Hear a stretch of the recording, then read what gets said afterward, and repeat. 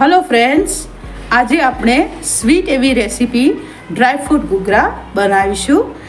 એના માટે મેં એક વાટકી મેદાનો લોટ લઈ લીધો છે, જે આપણે એના ઉપર પૂરીનું કવર કરવા માટે આપણે મેદાનો લોટ બાંધી લઈશું।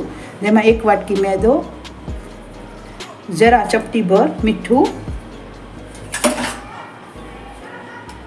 મોણ માટે મેં ઘી નો ઉપયોગ કર્યો છે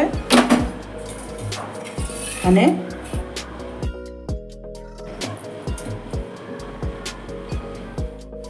જો આ લોટ બંધાઈ ગયો છે, એમાં થોડું તેલનું મોણ નાખી અને કેળવી અને અડધો કલાક માટે બાજુ પર રાખી દઈશું।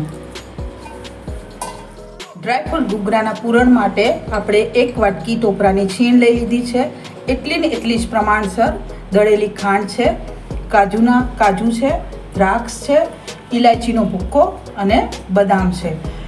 બદામ કાજુને આપણે દરદરો ભૂક્કો બનાવી દેવાનો છે અને દ્રાક્ષ તમે વચમાંથી કટ કરીને પણ નાખી શકો છો।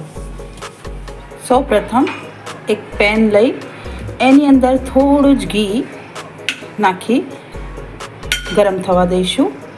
આંચ ધીમી જ રાખીશું।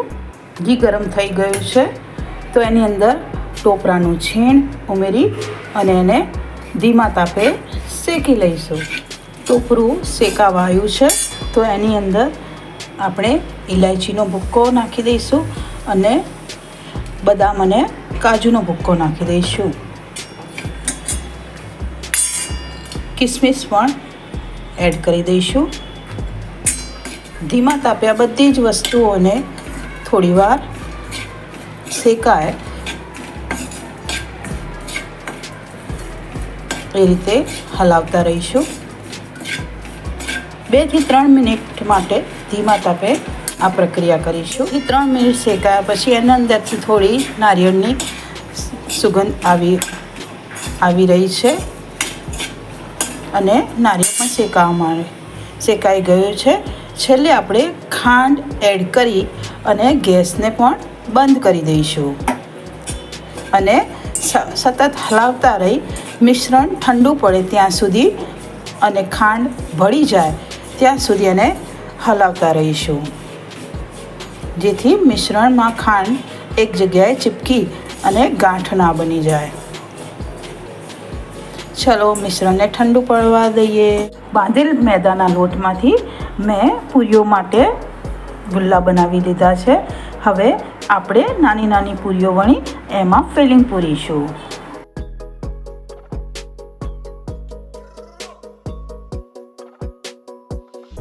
આ રીતે ફિલિંગ પૂરવાનું છે।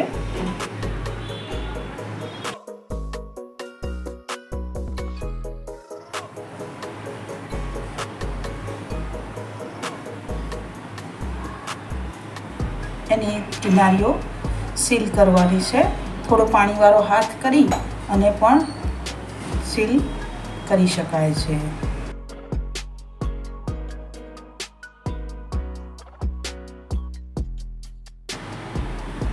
અને ઘૂઘરાને એક ભીના કપડામાં મૂકી દઈશું અને ઢાંકીને રાખીશું જ્યાં સુધી આપણા બધા જ ઘૂઘરા બની ના જાય ત્યાં સુધી,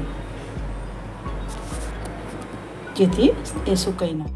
જુઓ, આ રીતે આપણા બધા જ ઘૂઘરા મેં વારી લીધા છે। હવે એને તળવા માટે આપણે તેલ મૂકીશું। મેં ઘૂઘરા તળવા માટે તેલ મૂકી દીધું છે।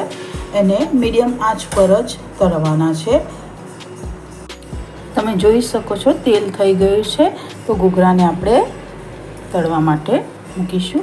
બહુ ધીમેથી અને સાચવીને મૂકવા।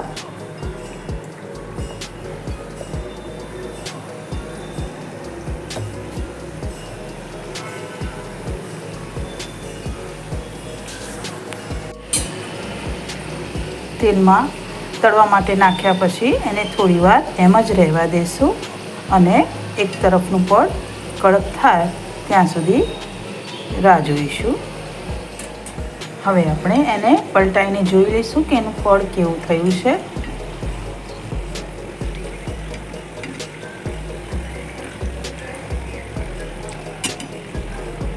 ઘૂઘરા સરસ તળાઈ ગયા છે એને કાઢી અને ટીશ્યુ પેપરમાં મૂકી દઈશું. તમે જોઈ શકો છો કે એકદમ ક્રિસ્પી અને સરસ ઘૂઘરાનું ટેક્સચર બન્યું છે.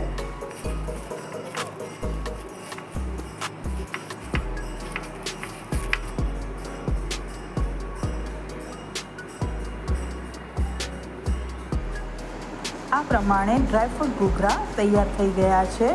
મારો વિડીયો પસંદ આવે તો લાઈક, શેર અને સબસ્ક્રાઈબ કરજો. વિડીયો જોવા માટે તમારો આભાર. Thank you.